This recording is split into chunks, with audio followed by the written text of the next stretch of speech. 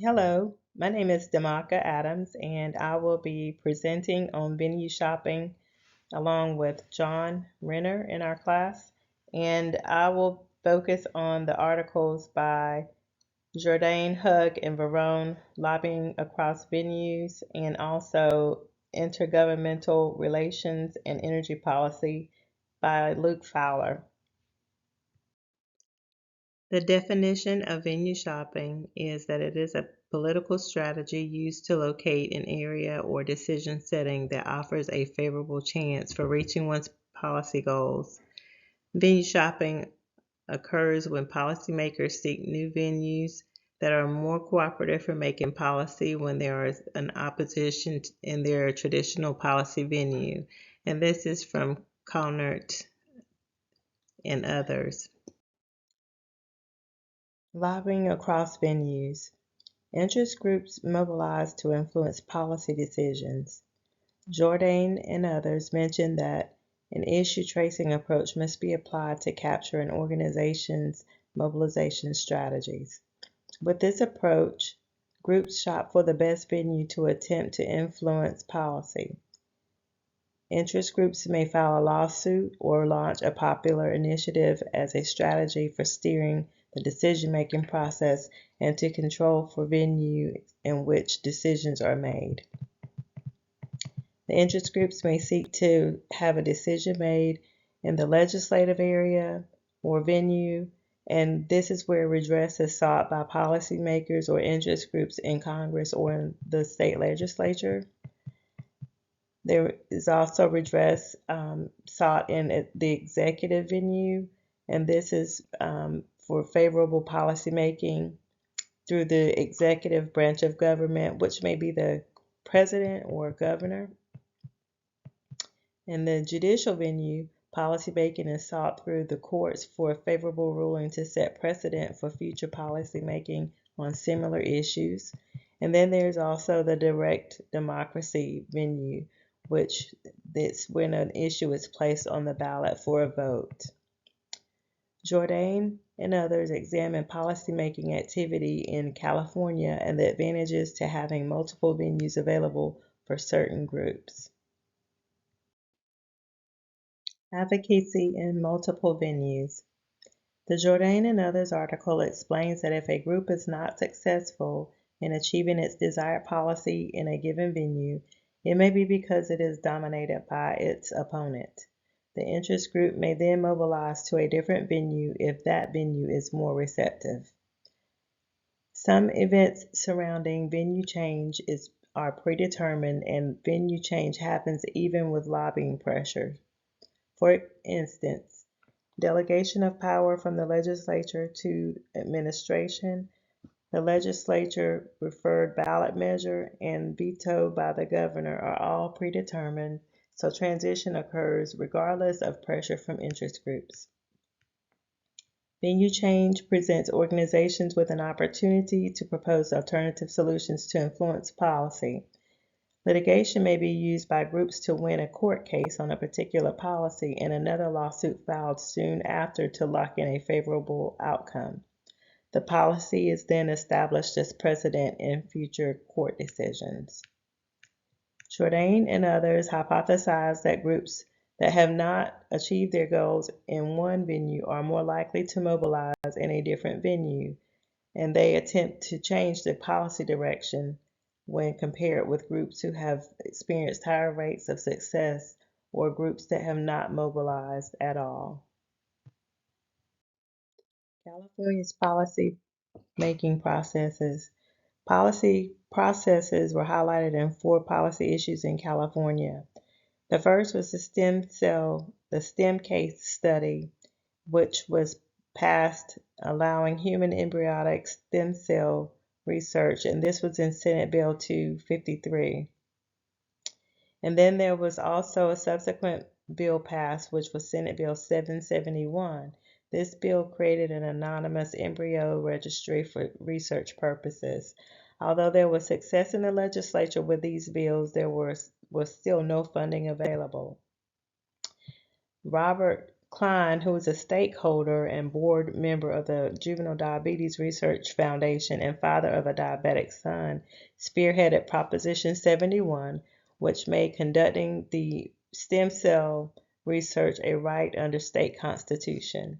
The proposition allocated $3 million over the course of 10 years for research and also created the California Institute for Regenerative Medicine and an independent citizens oversight committee. Opponents filed suit as a result of Proposition 71, citing that a private entity did not have the right to dispense state funds for research under California's Constitution, and that voters were not informed of the true cost of the initiative. The trial court and California Court of Appeals confirmed that Proposition 71 did not violate California's Constitution.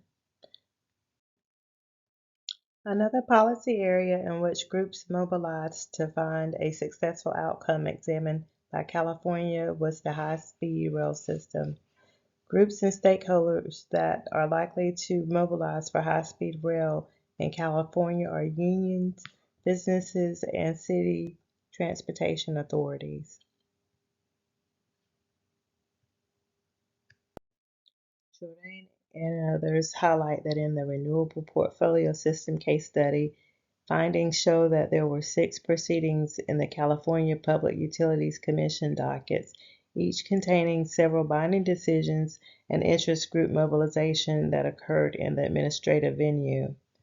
Mobilization of groups such as students, racial groups, and women's groups, and others such as the American Civil Liberties Union, were found to be more likely to mobilize than other groups on the case study involving California's DREAM Act. It is important that groups utilizing venue shopping understand the areas or venues in which they should lobby.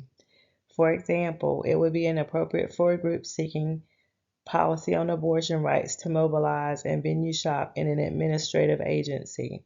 Although the courts have been used as a venue on the abortion issue, activists are still seeking a more favorable outcome in other venues, such as through public appeal, in an attempt to counter the recent ruling by the Supreme Court that limits abortion rights in certain states. Lobbying is done in a wide variety of organizations and groups belonging to different categories, such as businesses, occupational areas, public interest, religious groups, and other areas. The objective of the research completed by Jourdain and others was to show the variance between the variables of mobilization of groups, which is the dependent variable, and the previous preference attainment, types of venue transition, and group features, which are the independent variables. The research conducted by Jourdain found empirical evidence that organizations that were not successful in policymaking in one area are more than likely to mobilize again in a different venue at a later time, compared to groups that were successful or groups that did not mobilize at all.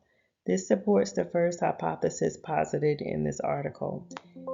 And that first hypothesis reads, groups that have not achieved their goals in one venue will be more likely to mobilize in a different venue as they attempt to change the policy direction when compared with groups who have experienced higher rates of success at T-1 or have not mobilized at all.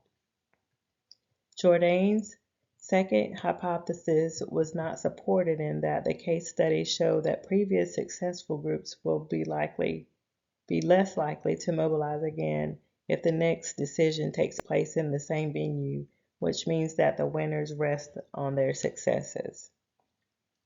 And that second hypothesis states that a high rate of preference realization at T-1 will increase the likelihood of mobilization at T if decisions at T-1 and at T take place in the same venue when compared with groups who have experienced lower rates of success at T-1 or have not mobilized at all.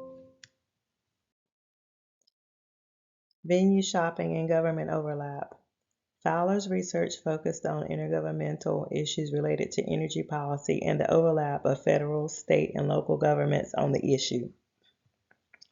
Complex interactions were created as a result of policy overlap between three areas of government, which created cooperation and competition that occurred vertically or governments at different federal levels, and also horizontally, which refers to governments at the same federal level.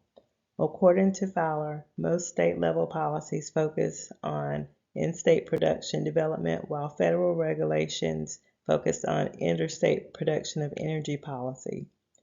State and local governments use the similar policies to attract jobs, reduce local electricity prices, and satisfy eco-friendly policy preferences, which facilitates broad policy coalitions. Vertical competition described by Fowler results from venue shopping. Fowler's article highlights that goal conflicts between national, state, and local governments create fragmented authority, which creates obstacles in the bargaining process. Policy adoption through diffusion. States frame energy policies in using economic development, environmental protection, market regulation, or uncentralized with no strategy. Local governments also have financial incentives, and some states do not have local governments operating energy policies. According to Fowler's 2018 article, Mitsoff and Edwards contend that energy policies result from policy diffusion mechanisms related to intergovernmental competition, and policymakers learn from policy experiments conducted in other jurisdictions.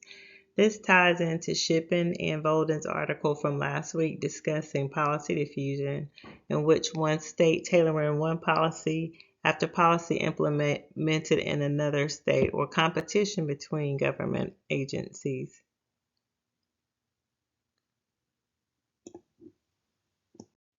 In conclusion, venue shopping is a tool available for use to advocacy groups and policymakers who have been frustrated by unfavorable decisions in one venue and redress is sought in another venue.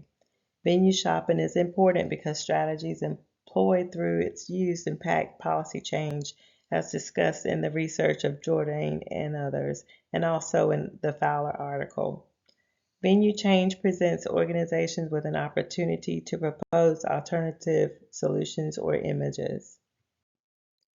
That is the end of my presentation, and I would like to leave with you the question of, has venue shopping shaped the issue in your policy analysis topic or on an issue that you are familiar with?